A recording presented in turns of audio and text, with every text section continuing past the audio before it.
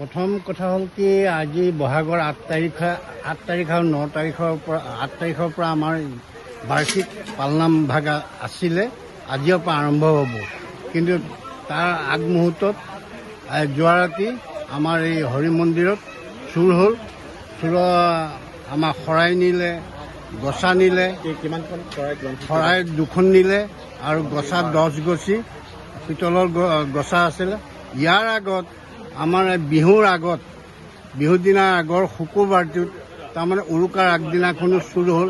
সেইবাৰ নিলে আমাৰ টকা পইচা ভালেমানখিনি আছিলে, সেই টকা পইচাও আমাৰ ইয়াৰ পৰা লৈ গ'ল। গতিকে আজি আমি একেবাৰে মহাবিপাঙত পৰাৰ নিচিনা হৈছোঁ। আজি এতিয়া নামঘৰ প্ৰতিষ্ঠা কৰিব লাগিব। প্ৰতিষ্ঠা কৰাৰ পাছত আকৌ এতিয়া পালনাম ভাগ আমি এই গোসাঁই মাতিছোঁ নাম আচাৰ্যৰ কাৰণে, আৰু পাঠ আচাৰ্য গোসাঁই মাতিছোঁ, ভকতবৃন্দক আমি নিমন্ত্ৰণ কৰিছোঁ। আমি বৰ বিপাঙত পৰিছোঁ। তথাপিও আমি কৰিবলৈ প্ৰয়াস কৰিছোঁ এতিয়া যে যেন তেনে আমি এই শোধন কৰি নামঘৰ আৰু মণিকূট শোধন কৰি আমি ৰাতিলৈ পালনাম ভাগ স্থাপন কৰা হ'ব। প্ৰশাসনক আমি জনোৱা হৈছে, প্ৰশাসনৰ মানুহ আহিছে, আগৰবাৰো আহিছিলে, আগৰবাৰো আহি তেখেতসকলে চাই গৈছে, আজিও আহিছে। আজিও আমি তেখেতসকলক দৃষ্টিগোচৰ কৰাইছোঁ। গতিকে তেখেতসকলে কেনেধৰণে পদক্ষেপ লয় সেইটো তেখেতসকলৰ বিচাৰ্য। আমি ৰাইজে বিচাৰোঁ যাতে এই চুৰি কাৰ্যটো যাতে আমাৰ হৰি মন্দিৰবিলাকত যেনেকৈ চুৰি কাৰ্য হৈছে এইটো বন্ধ কৰাৰ ব্যৱস্থা কৰক। নাই, কিন্তু এটাই ক'ব পাৰি যে এই ড্ৰাগছ খোৱা ল'ৰাই হয়তো এইটো কাম কৰিবও পাৰে।